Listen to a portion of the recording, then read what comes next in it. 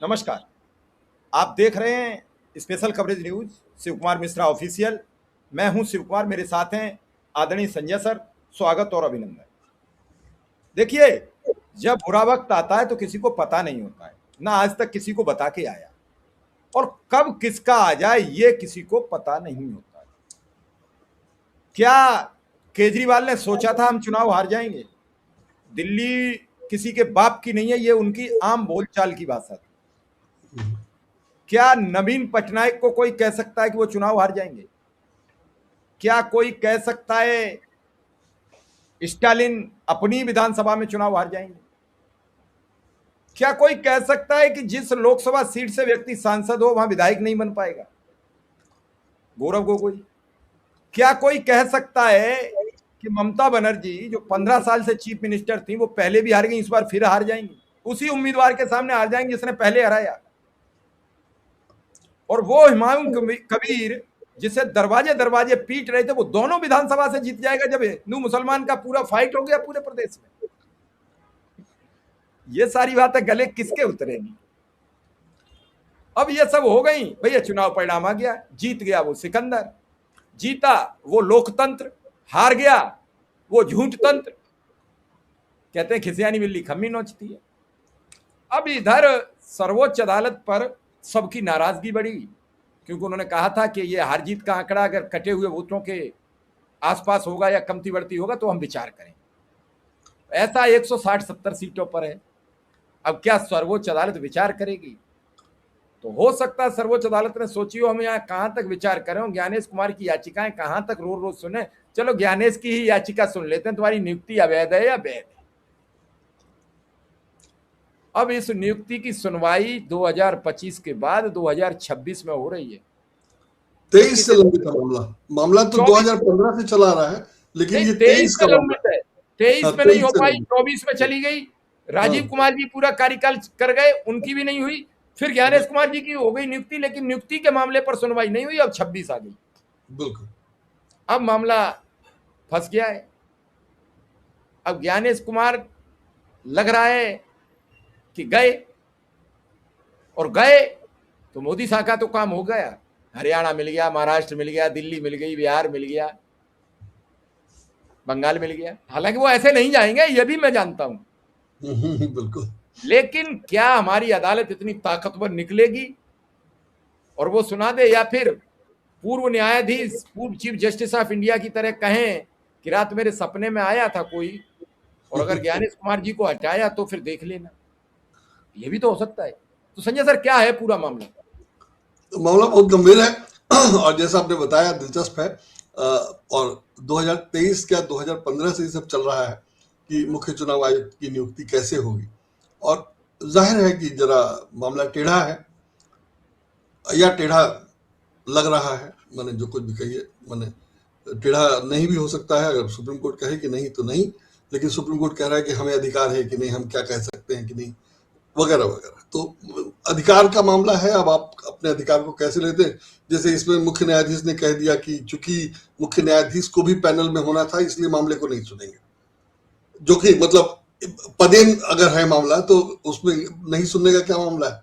वो तो पदेन है कि जो मुख्य न्यायाधीश होगा उस कमेटी में होगा, ये फैसला करना है, तो वो इन्होंने सुनने से मना कर दिया। ठीक है, आदर्श स्थिति है, नहीं होना चाहिए, लेकिन ये तब हो रहा है जब स्वर्णकांता मिश्रा कह रहे हैं कि बच्चों को पैसे मिल रहे हैं तो क्या हुआ, मेरा बच्चा वकील नहीं हो सकता है। तो बिल्कुल दो तरह के मामले हैं, बिल्कुल अलग अलग दिखाई दे रहा है। और जाहिर है ये सब होने दिया गया है, तभी हुआ है, और कई साल से होने दिया गया। और जैसा आपने कहा, बंगाल का रिजल्ट बता रहा है, और सिर्फ बंगाल का ही रिजल्ट नहीं, मैंने आपने जितने मुख्यमंत्रियों के नाम लिए, केजरीवाल से लेकर स्टालिन तक, सबका वोट की गिनती, जितना वोट हटाया गया है उससे अंतर कम हो गया है। हारने या जीतने का जो कुछ भी था इन लोगों का, वो वोट जितना हटाया गया है उस पर प्रभावित हुआ है, वो तो दिखाई दे रहा है। आंकड़े हैं, अब सब सार्वजनिक रूप से हैं। इस पर सुनवाई होने की बात पहले से चल रही थी, और ये कहा ही गया था कि रिजल्ट के बाद कहेंगे, जयमाला बागची ने कहा था।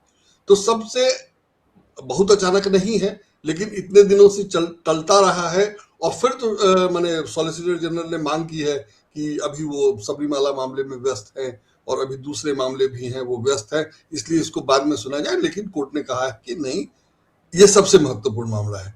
तो इन सब कारणों से अब अगर कोर्ट कह रहा है कि महत्वपूर्ण है, तो जाहिर है कि कोर्ट को भी लग रहा है कि कुछ ज्यादा हो गया, और कुछ ज्यादा हो गया और बहुत आसान फैसला होता तो जाहिर है कोर्ट ने कर दिया होता। नहीं करने का मतलब ही है कि टेढ़ा है, और टेढ़ा है ज्ञानेश कुमार के रहने से क्या होता है वो दिखाई दे रहा है, और ज्ञानेश कुमार कैसे हैं ये भी दिखाई दे रहा है, और फैसला इसी पे होना है कि ज्ञानेश कुमार जैसे लोग रहेंगे कि नहीं रहेंगे, या सरकार ज्ञानेश कुमारों को नियुक्त कर पाएगी कि नहीं कर पाएगी। तो इसी पे फैसला होना है। तो बहुत अंदाजा दिखाई दे रहा है, मोटा मोटी समझ में आ रहा है कि अगर बहुत आसान होता तो सुप्रीम कोर्ट ने पहले ही सुन करके फैसला कर दिया होता। टालने का मतलब ही है कि जो फैसला होना है वो सुप्रीम कोर्ट नहीं करना चाहती थी, मोटा मोटी ऐसे समझा जा सकता है। और अब जो रिजल्ट आने के बाद, या जो सरकार ने अति कर दी या चुनाव आयोग ने अति कर दी, तो उसके बाद सुप्रीम कोर्ट सुन रही है, तो जो फैसला होगा उसके बारे में भी अंदाजा लगाया जा सकता है, और जाहिर है वैसा ही फैसला होना चाहिए। तभी संविधान बचेगा, तभी देश बचेगा, या तभी जो मुख्य चुनाव आयुक्त कर रहे हैं उससे देश को बचाया जा सकेगा। और वो जरूरी है। ममता बनर्जी खुद प्रेजेंट होकर के ये अपील कर चुकी हैं, केजरीवाल का मामला सामने दिखाई दे रहा है। तो ये सब लग रहा है कि जब अति हो गया है तो सुप्रीम कोर्ट को इस मामले में सक्रिय होना पड़ा है। और अब जब सक्रिय हुआ है तो क्या हो सकता है फैसला, इसका मोटा मोटी अनुमान लगाइए तो समझ में आता है कि चीजें काफी कुछ बदलने वाली हैं, और शायद अति को देखा जा रहा है। जैसे जब एसआईआर शुरू हुआ था तभी कहा गया था, मतलब एसआईआर के बारे में कहा जाता है कि पहले कभी नहीं हुआ। 2003 में चुनाव आयोग ने कहा कि 2003 में जैसा हुआ था वैसा ही कर रहे हैं, पर योगेंद्र यादव ने कहा कि नहीं, उसका आपको 2003 का कोई नियम ही नहीं दे रहे हैं। पहले कह दिया कि खो गया, फिर उन्होंने कहा कि मेरे पास है, और उससे वो टैली नहीं कर रहा है कि जो हो रहा है। और फिर सिर्फ एसआईआर की बात नहीं थी, एसआईआर होते होते लॉजिकल डिस्क्रिपेंसी आ गया, और लॉजिकल डिस्क्रिपेंसी के कारण कितने वोटर हैं, सुप्रीम कोर्ट ने अपनी ओर से ये कहने की बजाय कि ठीक है जिनका फैसला नहीं होता उन सबको वोट देने दिया जाए, उसने ये ट्रिब्यूनल बनाया। ट्रिब्यूनल में सुनवाई नहीं हो पाई, या ट्रिब्यूनल सबका मामला नहीं कर पाया। अंत तक मैंने अब कल इंडियन एक्सप्रेस में खबर थी कि कांग्रेस का एक उम्मीदवार जो जाहिर है सुप्रीम कोर्ट से जीता, तो अपने दम पर तो नहीं लड़ पाया होगा सुप्रीम कोर्ट में, अपने दम पर तो कोई सुप्रीम कोर्ट में केस नहीं लड़ सकता है। जाहिर है उसको कांग्रेस की मदद मिली होगी, कांग्रेस की मदद से ही सुप्रीम कोर्ट में केस लड़ा गया। और जिस दिन नामांकन होना था उसके एक दिन पहले उसका मामला सुप्रीम कोर्ट से क्लियर हुआ, तब वो नामांकन कर पाया, और वो 8000 वोट से चुनाव जीत गया। कांग्रेस के 2 लोग यहां से जीते हैं बंगाल से, उसमें एक वो आदमी भी है और कोई मुस्लिम कैंडिडेट है। तो जाहिर है कि जो गड़बड़ियां हुई हैं उसका वो ज्यादा हो गया कुछ, या दिखाई दे रहा है कि कुछ ज्यादा हो गया। तो ऐसे मामले में अब अगर सुप्रीम कोर्ट सुन रहा है तो जो फैसला होगा वो समझा जा सकता है।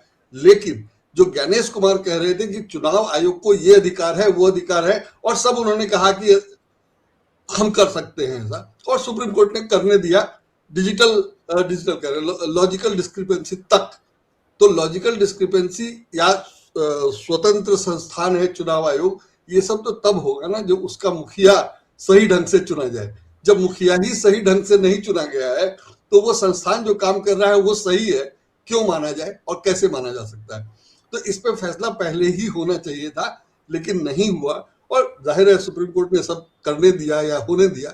उसके बाद अब सुनवाई कर रहा है तो वो उसका महत्वपूर्ण है, और वो महत्व दिखाई देता है। जहां तक ज्ञानेश कुमार की नियुक्ति का मामला है, मैंने मोटा मोटी सब लोग जानते ही हैं कि सरकार ने 3 लोगों का एक पैनल था, मतलब ये सब लंबे समय से चला आ रहा है। 3 लोगों का पैनल था जिसमें मुख्य न्यायाधीश को होना था। सरकार ने कानून बनाकर मुख्य न्यायाधीश को उससे बाहर कर दिया। अब सुप्रीम कोर्ट इस बात पर विचार कर रहा है, या याचिका ही यही है, ये मांग की जा रही है कि सरकार को कहा जाए कि ऐसे नहीं वैसे करे। तो सुप्रीम कोर्ट इस पर भी विचार कर रहा है कि उसको ऐसा कहने का अधिकार है कि नहीं है। तो वो सब अपनी जगह है, कानूनी मामला है, उसमें हम लोगों को कुछ नहीं करना, हम लोग कुछ कर नहीं सकते। लेकिन सुप्रीम कोर्ट ये तो कह ही सकता है कि जो हो रहा है उससे गड़बड़ी हो रही है, या जो हुआ है कि आपने ज्ञानेश कुमार को मुख्य न्यायिक बना दिया, ज्ञानेश कुमार को सुरक्षा भी दे दी कि उनके खिलाफ आगे भी कोई कार्रवाई नहीं हो सकेगी, और उन्होंने जो किया उसका नतीजा ये हुआ, और वो सब अब तो रिजल्ट दिखाई दे रहा है। तो जाहिर है उसको बदलने की जरूरत है, और चुनाव आयोग निष्पक्ष नहीं है या निष्पक्ष ढंग से काम नहीं कर रहा है, ये दिखाई दे रहा है। और जो मौजूदा नियम है उससे ऐसे व्यक्ति की नियुक्ति कर दी गई है जिसने चुनाव आयोग का मजाक बना दिया है या चुनाव आयोग की निष्पक्षता को खत्म तो कर ही दिया है या निष्पक्ष रूप से काम नहीं कर रहा है, ये दिखाई देने लगा। जैसे जो भी कहिए, जैसे भी कहिए, तो उसमें चुनाव आयोग जब सुप्रीम कोर्ट जब सुनवाई कर रहा है तो ये महत्वपूर्ण मामला है और दिखाई दे रहा है कि कुछ न कुछ करने की जरूरत है। और ऐसे मामले में, ऐसे समय में सुनवाई हो रही है और जैसे कि सरकार की तरफ से कोशिश हो सकती है, सीबीआई की मैंने सॉलिसिटर जनरल ने ये कहा है कि इसको बाद में सुना जाए, समय दिया जाए वगैरह वगैरह, तो सरकारी कोशिशें भी अपनी जगह दिखाई दे रही हैं कि ऐसा होना है। लेकिन जिन लोगों ने पहले समय से, लंबे समय से याचिका दायर कर रखी है, उनकी भी सुनवाई, उनको भी समय पे न्याय मिलना जरूरी है, खास करके तब जब उसका अन्याय जो हो रहा है या मनमानी जो हो रही है वो दिखाई दे रहा है। तो देखा जाए क्या होता है वो अलग बात है, लेकिन सुप्रीम कोर्ट ने इतने समय तक मामले को सुनना नहीं या सुनने लायक नहीं समझा, जो कुछ भी है उसका असर ये हुआ कि मुख्य चुनाव आयुक्त मनमानी कर पाए। उसका असर ये हुआ कि रिजल्ट बीजेपी के फेवर में गया और दिखाई दे रहा है, और ऐसे लोग हार गए जो पहले जीत गए थे, और जिन लोगों को वोटर नहीं रखा गया, सर किसी को, एक आदमी को जो वोटर है उसको गलत ढंग से हटाना गैर कानूनी है और जाहिर है उसके लिए कार्रवाई होगी, सजा होगी, होनी चाहिए। यहाँ हजारों लाखों वोटर्स को हटा दिया गया और किस लिए? तो जो सरकारी काम है जिसकी कोई जरूरत नहीं है, जिस पे लाखों खर्च किया गया, वो सब करके हटाया गया है, तो जाहिर है उसको देखना बहुत जरूरी है या देखा जाना चाहिए। तो मुझे लगता है कि कुछ उम्मीद है अभी, और सुप्रीम कोर्ट चाहे जितना इस मामले में समझता हो कि चुनाव आयोग को आजादी है, लेकिन चुनाव आयोग को जो आजादी है वो अपनी जगह है। चुनाव आयोग ने उस आजादी का दुरुपयोग किया वो तो दिखाई दे रहा है। इसके अलावा चुनाव आयोग को आजादी तब होगी जब वो निष्पक्ष और स्वतंत्र काम करे।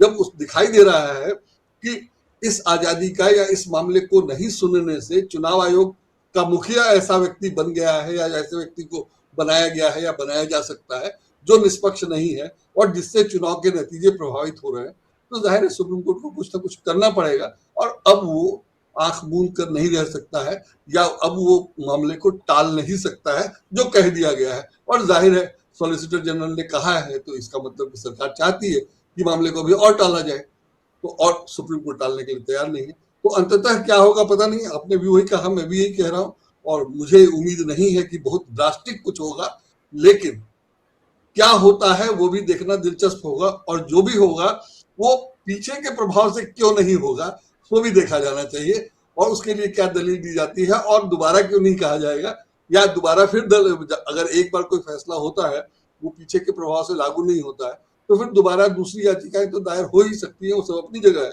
लेकिन सुप्रीम कोर्ट ने हाल में ये भी कहा है कि पीआईएल जो जनहित याचिका जिसको कहा जाता है उसका दुरुपयोग होता है, उसका लोग इस्तेमाल नाम कमाने के लिए करते हैं वगैरह वगैरह, तो वो सब ठीक है, वो भी है। और सुप्रीम कोर्ट ने उस पर भी वो क्या है, और सबरीमाला मामले को जिसको सॉलिसिटर जनरल कह रहे हैं कि सुनना जरूरी है, उसके बारे में सुप्रीम कोर्ट ने कहा है कि जो पहले जो मामले की सुनवाई हुई थी उसमें जो दलीलें दी गई थी वो रद्दी की टोकरी में फेंकने लायक थी।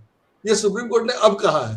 मैंने इतने साल से सुप्रीम कोर्ट ने मामले को सुना, उसका फैसला लागू है, और अब कई साल बाद सुप्रीम कोर्ट ही कह रहा है कि उस समय वो मामला जो है रद्दी की टोकरी में फेंकने लायक था।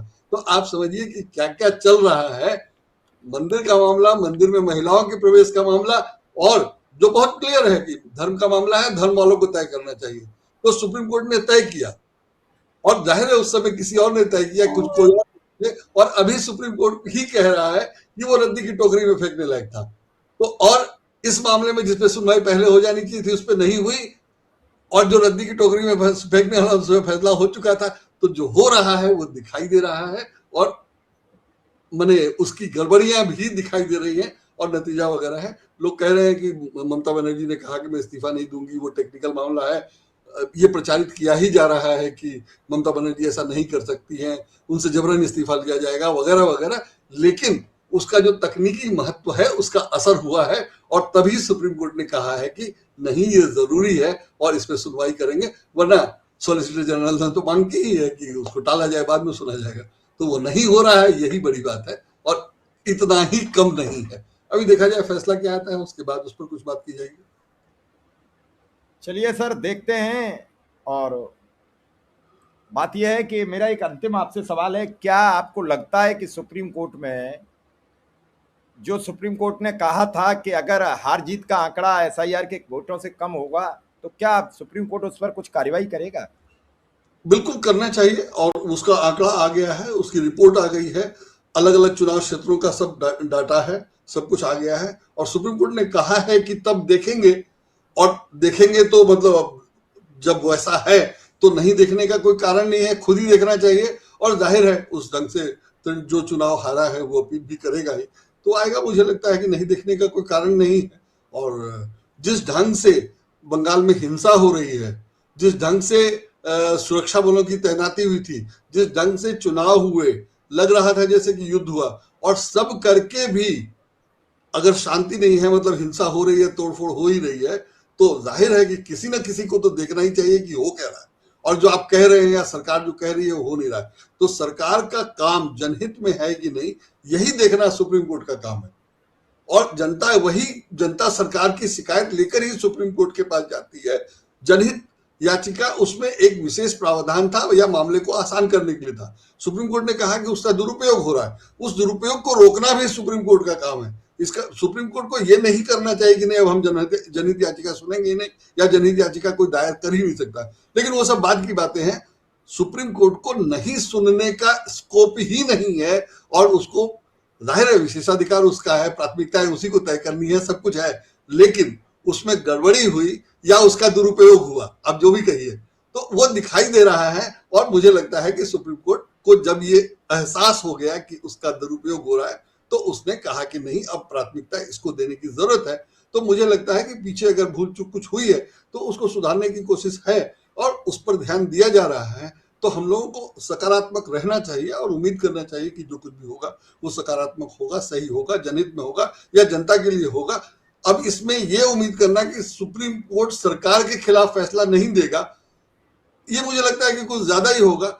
सुप्रीम कोर्ट जो फैसला दे रहा है वो कानूनन जो सही होता है, जनहित में देता है, हम यही माने और यही मानकर चले। उस लिहाज से सुप्रीम कोर्ट का जो फैसला था सब सही था, सब बढ़िया था, सब जनहित में था, सब कुछ ठीक था। उसमें कहीं कुछ गड़बड़ी, कहीं कुछ कमी नहीं है, कुछ भी नहीं है। लेकिन अब अगर उसको ये लग रहा है कि इस मामले पे सुनवाई हो जानी चाहिए, और पहले लग रहा था कि नहीं चलेगा, या देखा जाए कि चुनाव आयोग कैसे काम कर रहा है, या चुनाव आयुक्त कैसे काम कर रहे हैं, या सरकार चुनाव आयोग का कैसे उपयोग कर रही है, तो उसने देख लिया। अब वो देख करके इस आलोक में वो फैसला करेगी या आदेश देगी। तो जो आदेश होगा वो मुझे लगता है कि बढ़िया ही होगा, होना ही चाहिए। तो देखा जाए पहले आदेश, उसके बाद हम लोग उसके बारे में सोचेंगे। और उसके आगे क्या कार्रवाई है वो जाहिर है कि उस पर फिर अपील की जा सकती है, वो की ही जाएगी। और जैसा आपने पूछा कि क्या वो सुनेंगे, तो हम क्यों कहें कि नहीं सुनेंगे, नहीं सुनने का कोई स्कोप ही नहीं है। जब उन्होंने खुद ही कहा है कि सुनेंगे तो बिल्कुल सुनेंगे, जरूर सुनेंगे। और ऐसा कोई कारण नहीं है कि वो कह करके भी नहीं सुने, नहीं कहा होता तो भी सुनना चाहिए था। तो जब कहा है तब तो बिल्कुल सुनेंगे, सुनना ही चाहिए। चलिए सर, अब इस प्रोग्राम को यहीं विराम देंगे। आपने बहुत कुछ दर्शकों को बताया है। फिलहाल आपसे इजाजत लेंगे। आपका बहुत बहुत आभार, बहुत बहुत धन्यवाद।